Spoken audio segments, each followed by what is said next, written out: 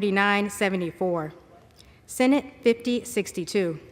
That the Senate passed without amendment H.R. 1555, H.R. 1823, H.R. 3354, H.R. 5867, H.R. 6116, H.R. 6162, H.R. 6188, H.R. 6244, H.R. 6492, H.R. 6633, H.R. 6750, H.R. 6810,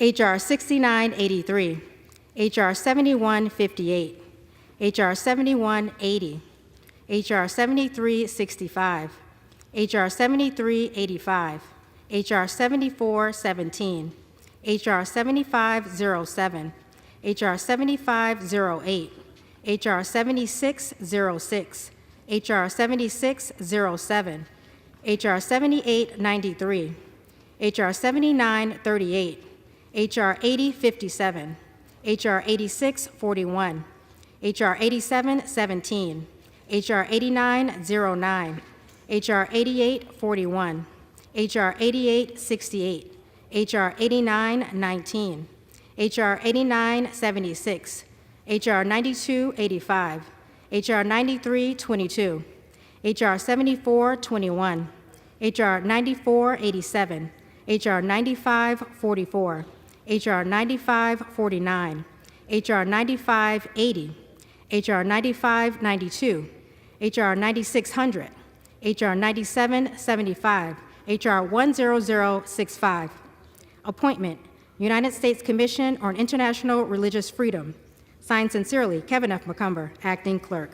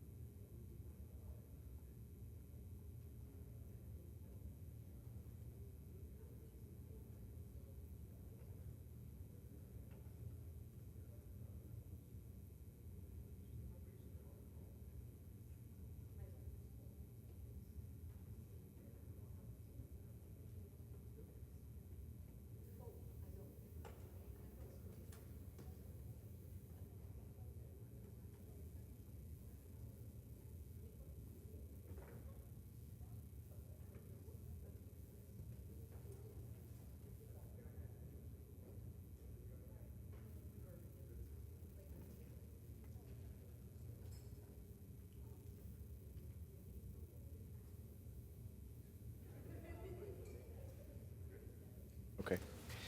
Pursuant to Clause 8 of Rule 20, the Chair will postpone further proceedings today on motions to suspend the rules on which a recorded vote or the yeas and nays are ordered, or votes objected to under Clause 6 of Rule 20. The House will resume proceedings on postponed questions at a later time. For what purpose does the gentleman from Oklahoma seek recognition? Mr. Speaker, I move that the House suspend the rules and pass H.R. 10545. The clerk will report the title of the bill. H.R. 10545, a bill making further continuing appropriations for the fiscal year ending September 30th, 2025, and for other purposes. Pursuant to the rule, the gentleman from Oklahoma, Mr. Cole, and the gentlewoman from Connecticut, Ms. DeLauro, each will control 20 minutes.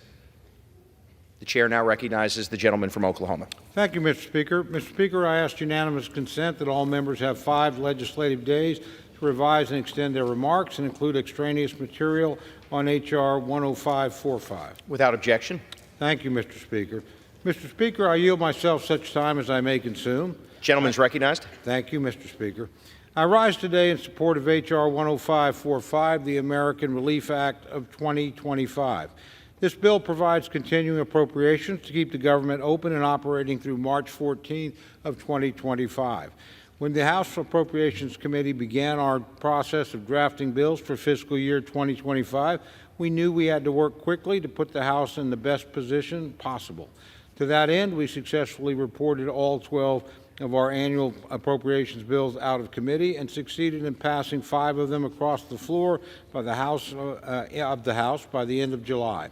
Unfortunately, the House does not act on its own, and I'm sorry to say that whether we like it or not, our colleagues in the Senate have input into the process. To date, the Senate has yet to pass a single fiscal year 2025 appropriations bill across the floor. As time has gone on, we've reached the deadline of December 20th, meaning another extension is necessary. Today's bill extends government funding through March 14th, which will grant Congress the needed time to reach a final agreement on our FY25 spending bills.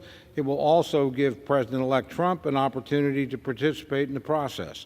Governing by continuing resolution, Mr. Speaker, is never ideal, but Congress has a responsibility to keep the government open and operating for the American people. The alternative, a government shutdown, would be devastating to our national defense and for our constituents, and would be a grave mistake. Today's bill, Mr. Speaker, avoids such a self-inflicted error. Today's bill will also provide much-needed relief to Americans struggling to recover from recent natural disasters. This includes destruction in my own district, which faced tornadoes that ripped through Oklahoma, and it will especially provide support for communities ravaged by Hurricanes Helene and Milton. The devastation caused by these storms and other disasters is heartbreaking. Congress must act. In this bill, we will provide $100 billion in supplemental emergency disaster funding. This will provide the necessary disaster recovery aid for states and communities as our fellow citizens rebuild and restore. Finally, the bill also provides $10 billion in economic assistance for our farmers and ranchers. In the wake of many natural disasters and a difficult farm economy, our farmers and ranchers are in dire need of economic assistance. While there's still a long road ahead for recovery efforts and rebuilding, this aid will mark a vital step forward and will help preserve family farms and ranches across the country while also continuing to ensure food and agricultural security for our nation. For these reasons, Mr. Speaker, I urge all my colleagues to vote in support of H.R. 10545 today. Thank you, and I reserve the balance of my time. Gentleman reserves. Gentlewoman from Connecticut is recognized. Thank you, Mr. Speaker. I rise in opposition to this continuing resolution. We had a strong bipartisan and bicameral agreement among the leadership of both parties at both ends of the Capitol to avert a disastrous and pointless government shutdown, to provide desperately needed disaster aid and emergency assistance, and to provide Congress with the time required to enact full-year funding bills for fiscal year 2025, which is our responsibility. That bill was a result of a compromise. There were things in it Democrats liked and Republicans did not. There were things in it Republicans liked that Democrats would have preferred to leave out. But that is the nature of government funding bills. They require compromise, which we did, which we accomplished, and the support of Democrats and Republicans in the House and in the Senate in order to become the law of the land. That was true throughout the 118th Congress, despite Republicans' repeated and failed efforts to write extreme and partisan funding bills. And that will be true in the 119th Congress as well. We are on the cusp of an agreement to move this country forward. But 2 days ago, a multi-billionaire with apparently no working knowledge of our government or of appropriations, someone who is a self-appointed president of the United States, Elon Musk, issued a marching order for House Republicans to go against their own elected leadership. Shut down the government. Shut down the government. House Republicans are responsible for any harm and uncertainty brought upon the American people. And should some get their wish for a month-long government shutdown, they will be responsible for cleaning up their mess come Inauguration Day. Indeed, we are in completely unprecedented times when someone who has no knowledge of government, who has no knowledge of an appropriations process, who is external to the House of Representatives, can make his weight felt here in turning what was a bill that was on its way, a bipartisan bill, a bicameral bill, was on its way to achieving its goal of keeping the U.S. government open. And the goal, actually, is providing services to American citizens, to working families, middle-class families, vulnerable families, where our responsibility lies. The world's richest man, reaping billions in government contracts, is calling the shots in the Republican Party. At the behest of the world's richest man, who no one voted for, the United States Congress has been thrown into pandemonium. It leads you to the question of who is in charge. I thought that there was a Republican majority in this body, not a President Musk majority. We had a bill on Tuesday that was the result of a year and a half of work, and which had the input, as I've said, of Republicans and Democrats. It represented their interests, the interests of their constituents, their concerns, the needs of their constituents. The bill had no such bipartisan. This bill that we're discussing right now has no such bipartisan input. This was no deal or no agreement, except for among a small group of House Republicans. The bill removes key provisions to limit the power of pharmaceutical companies.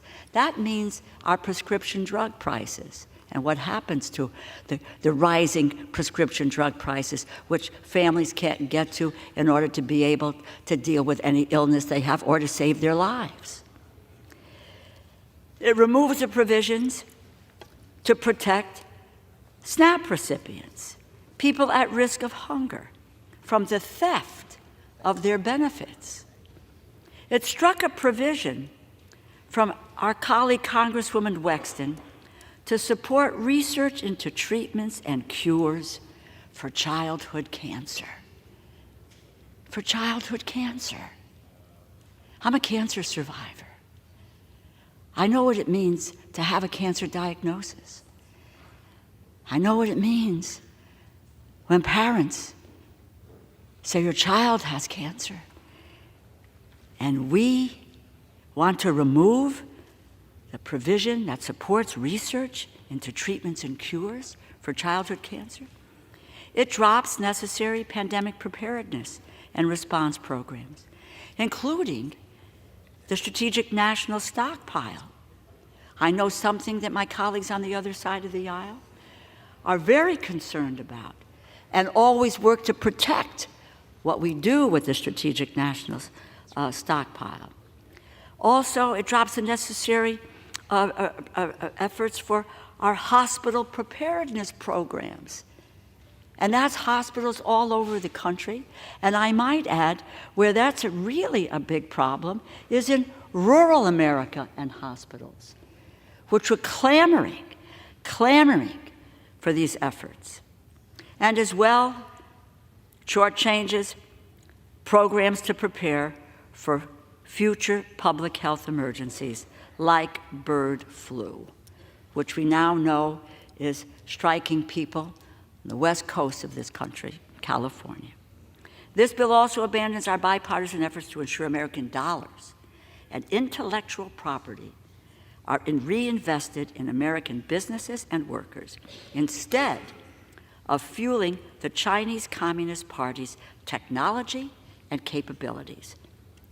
I am deeply disappointed that this bipartisan priority was abandoned after President Elon Musk bullied Republicans into going back on their word. Musk, who got rich off of $20 billion in federal contracts for his companies, he now makes half of his company's cars at Tesla. Tesla's $7 billion plant is in Shanghai. He clearly does not want to have to answer any questions about how much he plans to expand his business and businesses in China, and how many American technologies he plans to sell to the highest bidder. There's chapter and verse, many more pieces of fact about his relationship with China. And he has spent last few years cozying up to the Chinese Communist Party to protect his own business interests. The fight is not over. This is something that simply must be done to safeguard our supply chains and our critical capabilities. American policy should be set on behalf of America's workers, not billionaires who cozy up to communist China. We must immediately return to considering the bipartisan, bicameral compromise legislation that Speaker Johnson, Leader Schumer, Leader Jeffries, Leader McConnell, and I might add, the four corners of the Appropriations Committee. That means the chair of the House Appropriations Committee, myself as ranking member in the Senate, the chair of the Senate Appropriations Committee, Senator Murray, and the chair of the ranking member on the Senate side of Appropriations, Senator Susan Collins. This is the group that constructed the deal on behalf of the American public. And those services are now being shortchanged. We must unequivocally reject the illegitimate oligarchy that seeks to usurp the authority of the United States Congress and of the American people. I reserve the balance of my time. Gentlewoman reserves. Gentleman from Oklahoma. Thank you very much, Mr. Speaker. Mr. Speaker, I yield 2 minutes to my very good friend, distinguished gentleman from Pennsylvania, Mr. Muser. Gentleman from Pennsylvania is recognized for 2 minutes.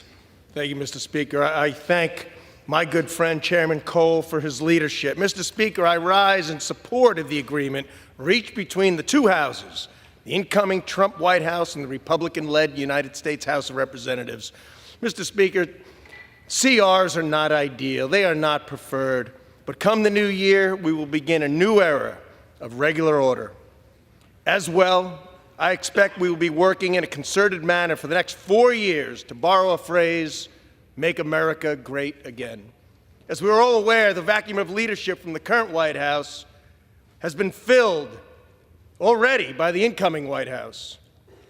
The Trump Doge team also proved to be consequential, Mr. Speaker, rooting out unnecessary provisions throughout this government funding process, streamlining bloated legislation, and exposing it to the American people, which resulted in a better, leaner deal and a reduction of pages in the bill from 1,547 to 118.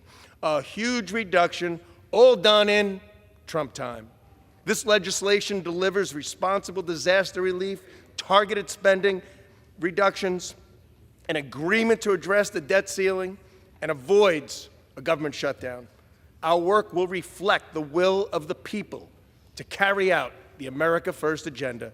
We must deliver results to show the American people that we are serious about correcting the course of our nation, and this bill is the first step in that direction. Thank you, Mr. Speaker. I yield back. Gentleman yields. Gentleman reserves. Gentlewoman's recognized. Gentleman from Connecticut. Mr. Speaker, I yield 3 minutes to the gentleman from New Jersey, the distinguished ranking member of the Energy and Commerce Committee, Mr. Pallone. Gentleman from New Jersey is recognized for 3 minutes. Thank you, Mr. Speaker. I heard my colleague on the Republican side talk about the reduction in the number of pages in the bill. But what I want to point out is by reducing the number of pages, that's not the issue.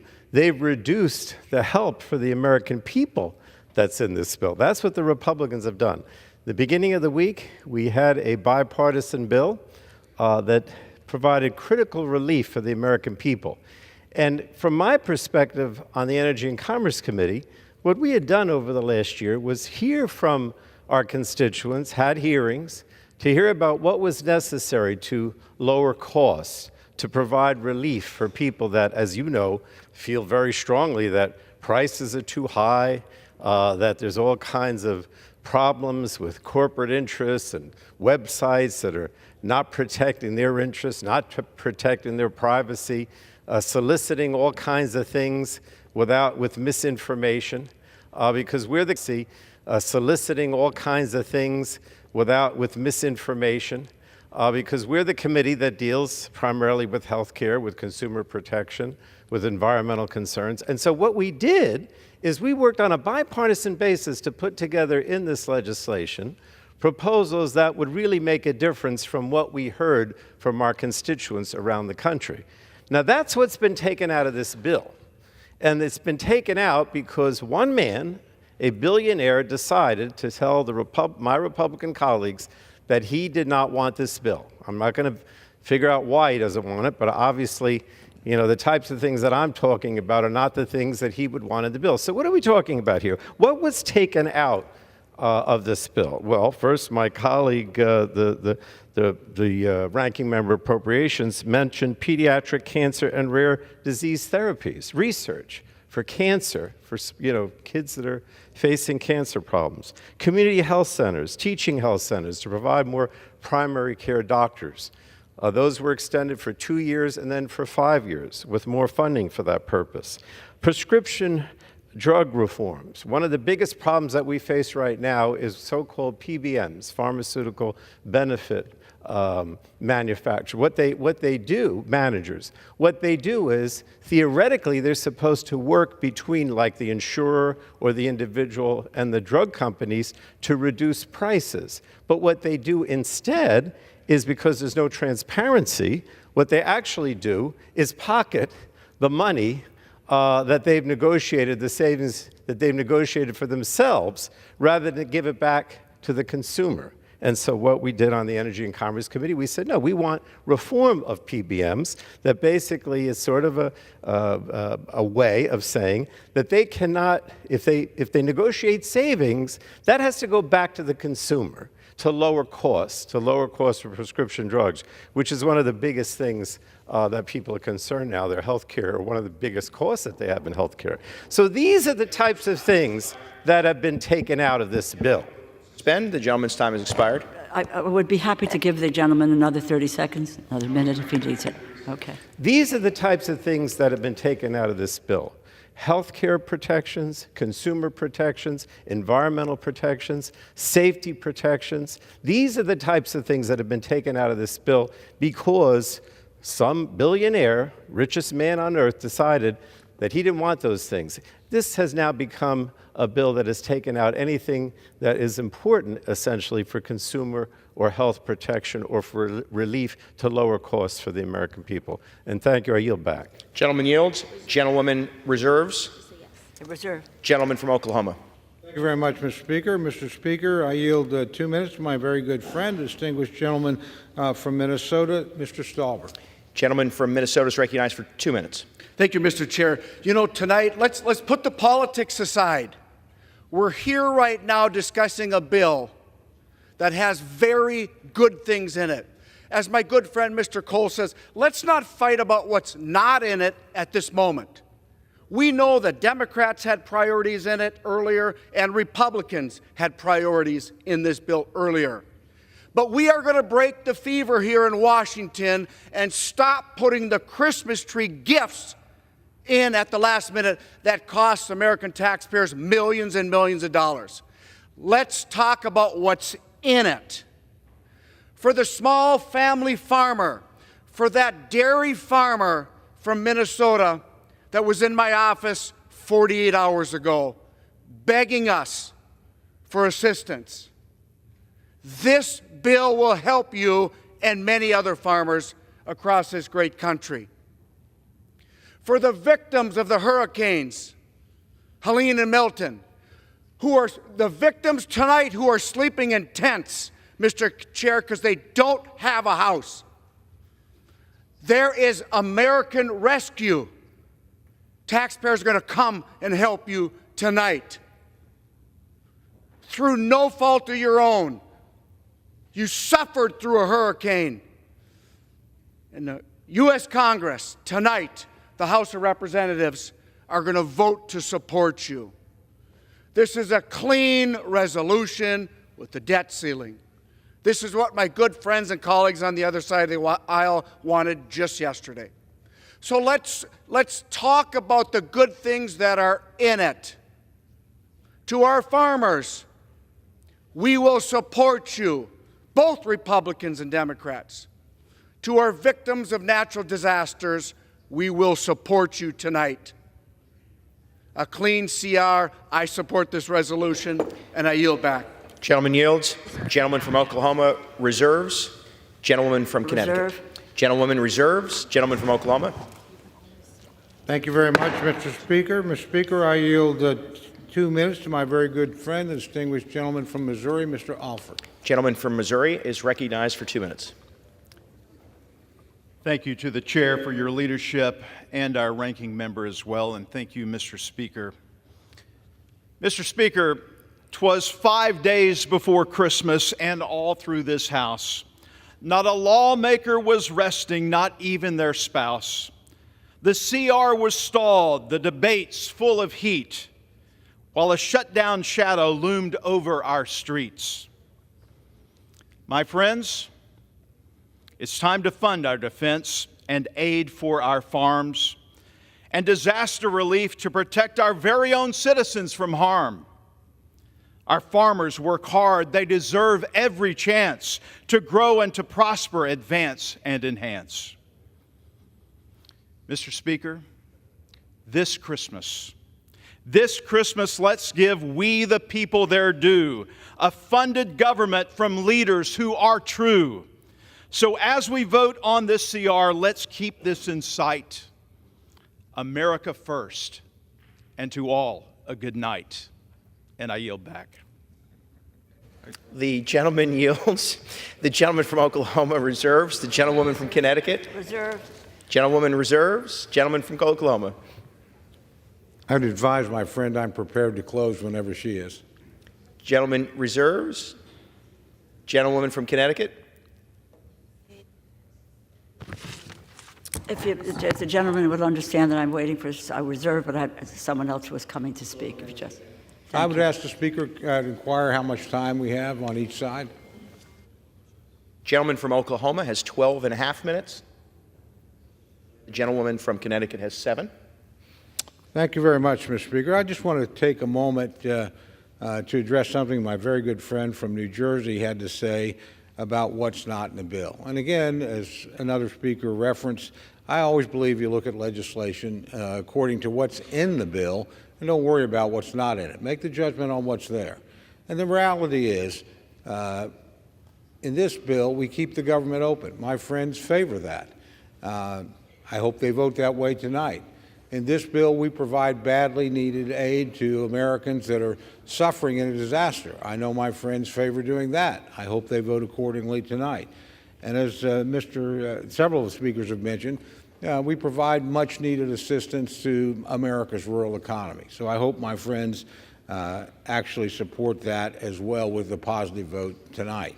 I also want to point out, and I speak now not as a Republican or a Democrat, but as an appropriator. I, for one, think these very good ideas some people have ought to generally move to the floor as separate bills. One of the reasons people distrust this institution is because we quite often pile things on bills that are totally unrelated. Everything that my friends on the other side and I negotiated in the appropriations area is actually in this bill and actually as negotiated. And I think it's unfortunate. And we do this on both sides. So I'm not trying to score political points here. As I said, I'm speaking as an appropriator. I hope we get back to doing what we should do, and that is move legislation through this body appropriately, as narrowly focused as possible. And these end of the year or end of the session or just before breaks, massive bills, I don't think serve the American people well. I don't think they serve this institution well. And I know many of my friends on the other side actually agree with that. So let's look at this as an opportunity to step back and actually focused on what our job here is. And we have no more important job than funding the government, helping Americans in disaster, assisting folks over a long-term crisis in rural America, and then closing down our business and going home. These other matters should be dealt with next year, and as has been indicated, they're generally bipartisan nature. They ought to move through on their own. And that's just my thought, my reflection. With that, Mr. Speaker, I reserve the balance of my time. Gentleman reserves. Gentlewoman from Connecticut. Prepared to close. Okay. Gentlewoman is prepared to close. Let me just be done with this stuff here. I'd like to take a moment of the time that I have to highlight that we did come to an agreement and acknowledge there are things in this bill that reflect the bipartisan and bicameral agreement on disaster relief.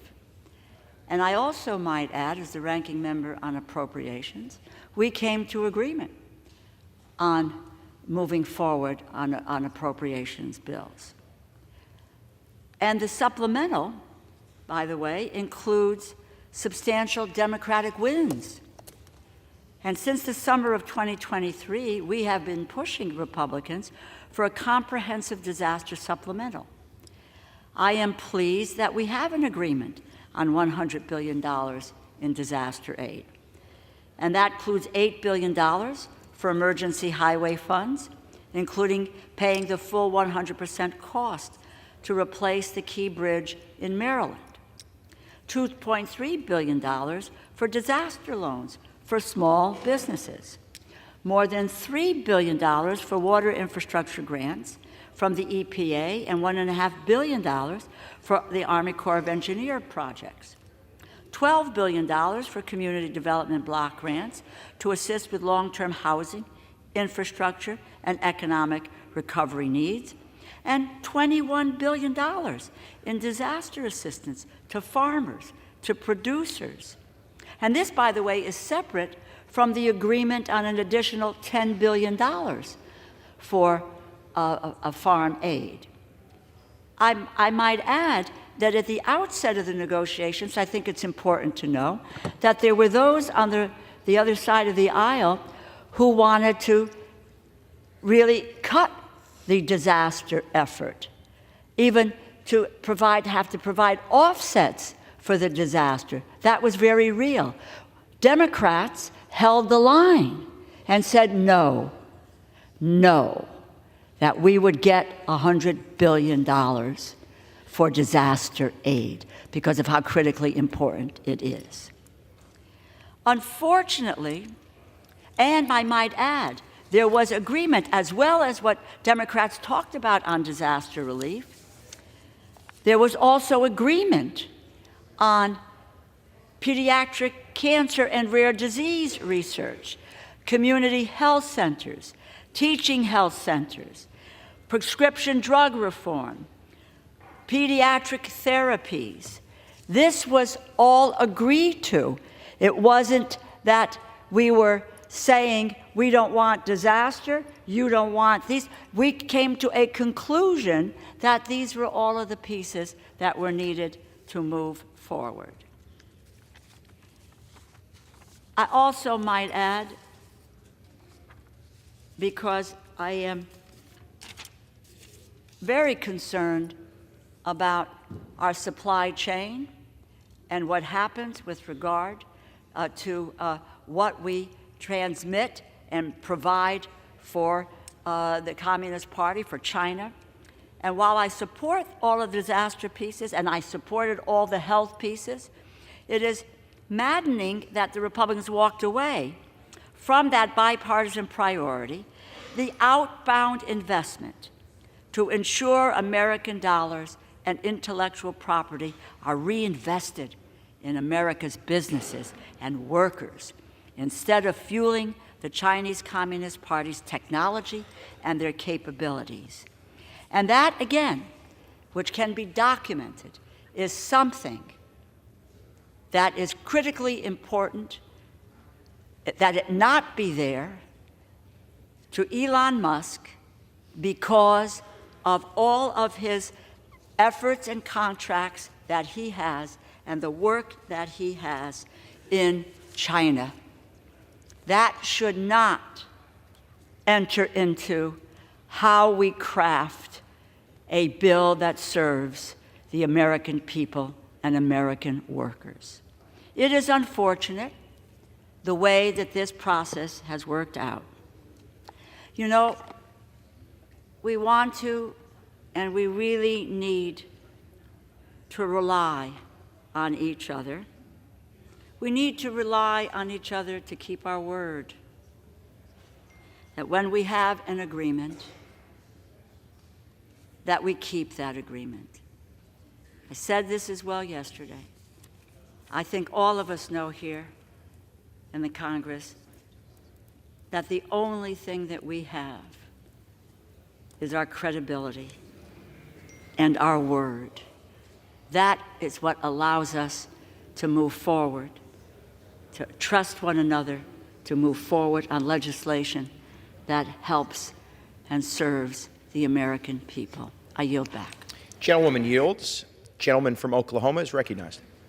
Thank you very much, Mr. Speaker. I yield myself the balance of my time. Gentleman's recognized. Thank you, Mr. Speaker. I want to begin and reiterate a point that I made earlier. And I know my good friend from Connecticut and I may disagree tonight on this particular incident, but I think as a broad principle, we probably do agree that it's much better, honestly, as an appropriator, when we are not carrying everybody else's weight. You know, sometimes the mule finally breaks down.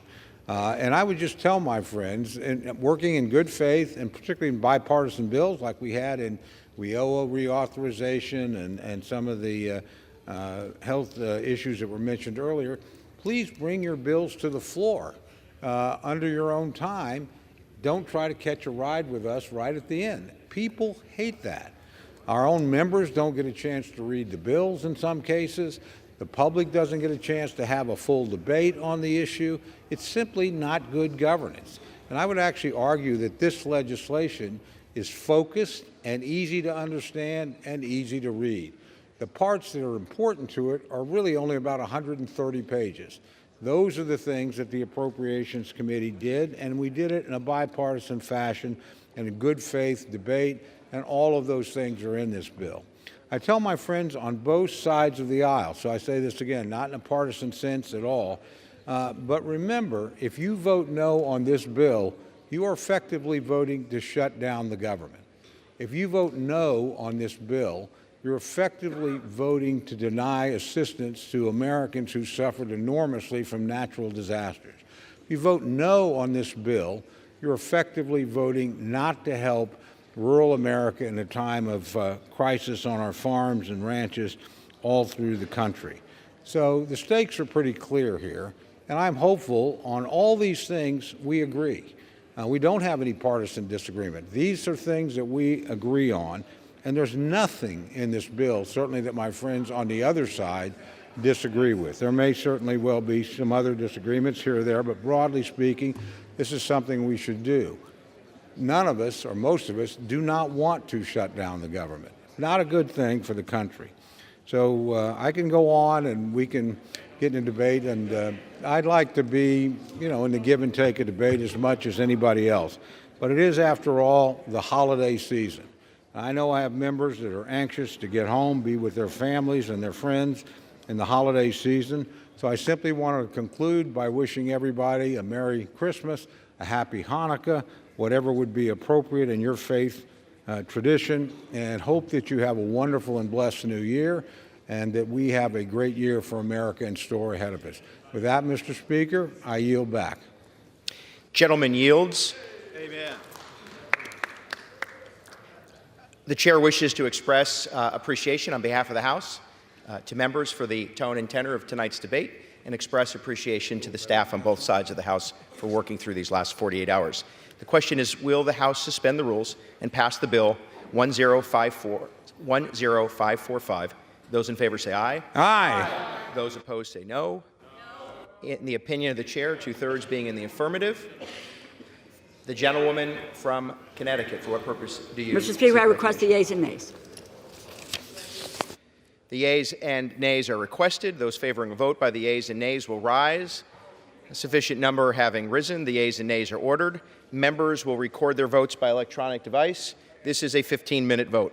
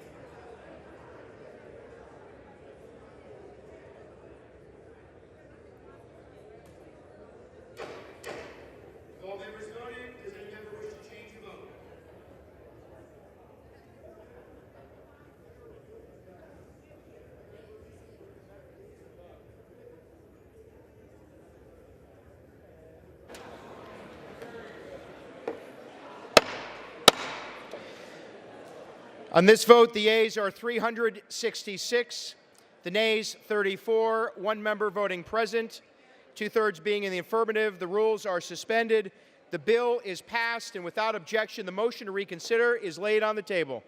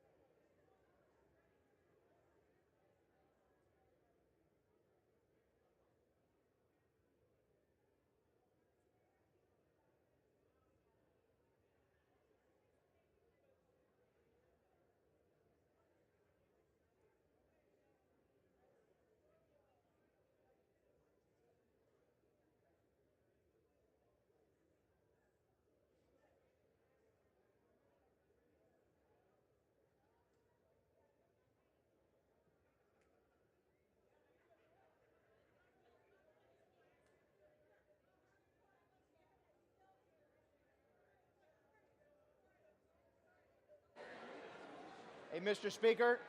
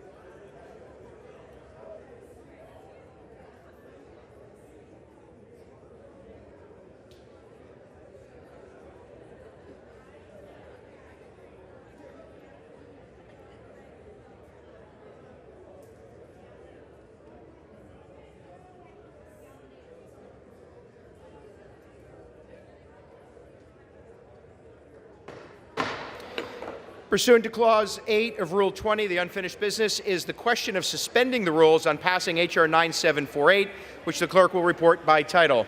H.R. 9748, a bill to require the Undersecretary of the Science and Technology Director of the Department of Homeland Security to develop a department-wide policy and process to safeguard research and development from unauthorized access to or disclosure of sensitive information in research and development acquisitions and for other purposes. The question is, will the House suspend the rules and pass the bill? So many as are in favor say aye.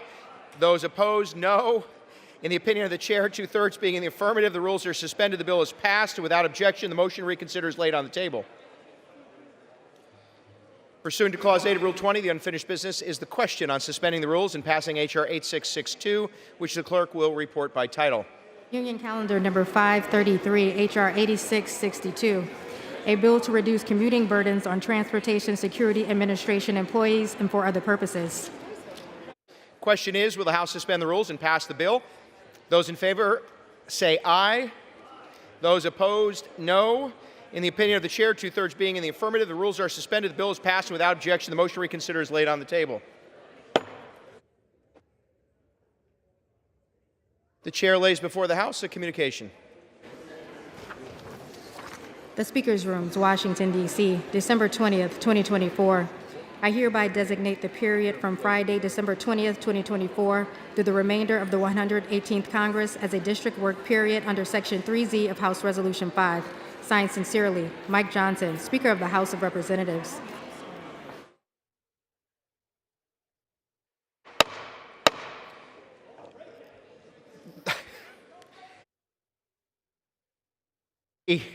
Gavel is safe. The House will be in order. The House will be in order. Members are requested to take their merriment off the floor. Conversations off the floor. Members are requested to take their conversations off the floor. The House will be in order.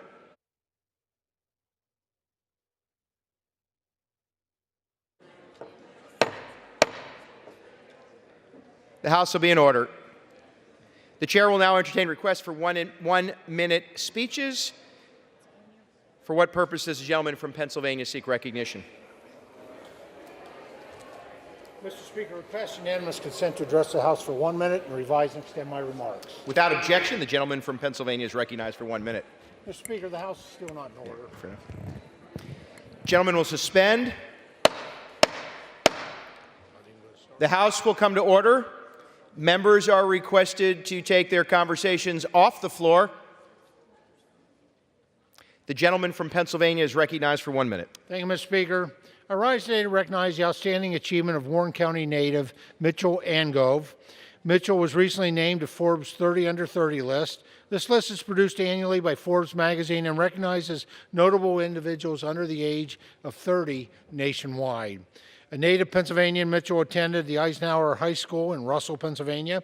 He graduated in 2018 and earned his bachelor's and master's degree throughout the following years. Today, Mitchell is the co-founder and CEO of Phoenix Biotechnologies.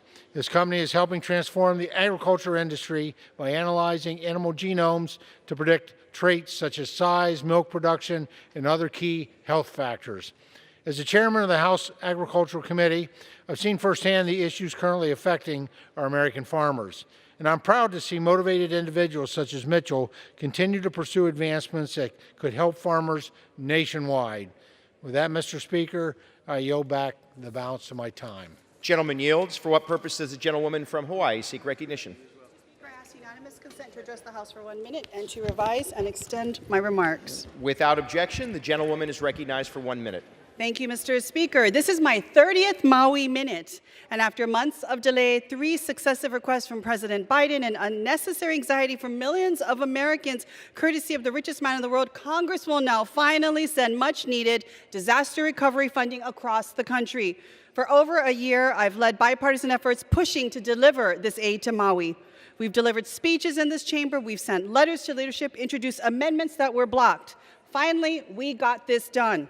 This disaster recovery package will provide a much-needed boost to meeting our people's needs. The package will send over $2.1 billion in federal disaster relief to Hawaii, including about $1.6 billion in the Community Development Block Grant Disaster Recovery Fund, or CDBG-DR, $350 million to rebuild drinking water and wastewater infrastructure, and $72 million to rebuild roads and bridges. It will replenish the Small Business Administration's disaster loans program so homeowners and small businesses can continue to recover.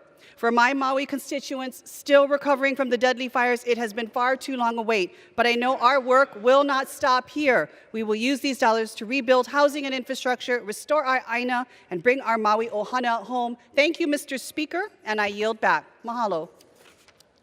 Gentlewoman yields. You're welcome. Gentlewoman, for what purpose does the gentlewoman from Michigan seek recognition?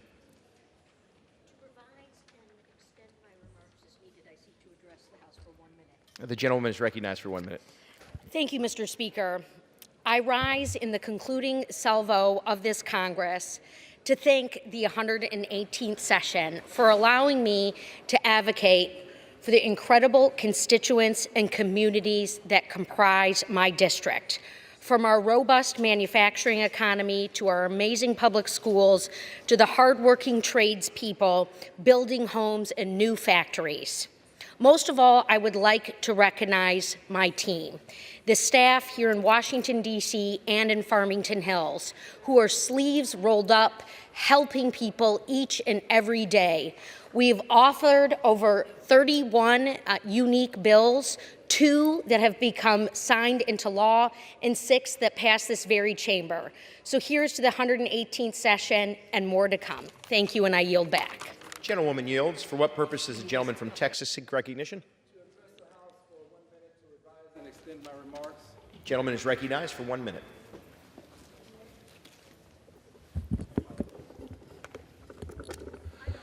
Thank you, Mr. Speaker.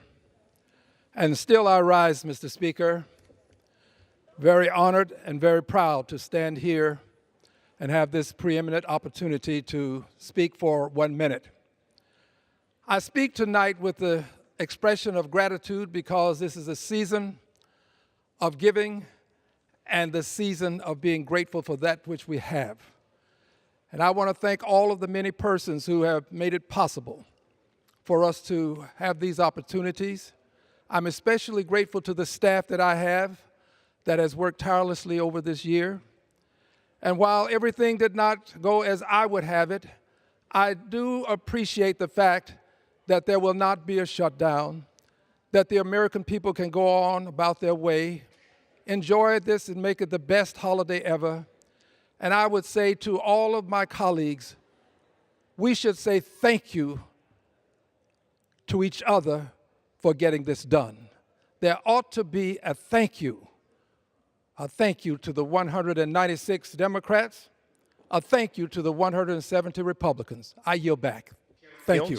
Pursuant to Section 3Z of House Resolution 5, the House stands adjourned until 10 a.m. on Tuesday, December 24th, 2024. Merry Christmas.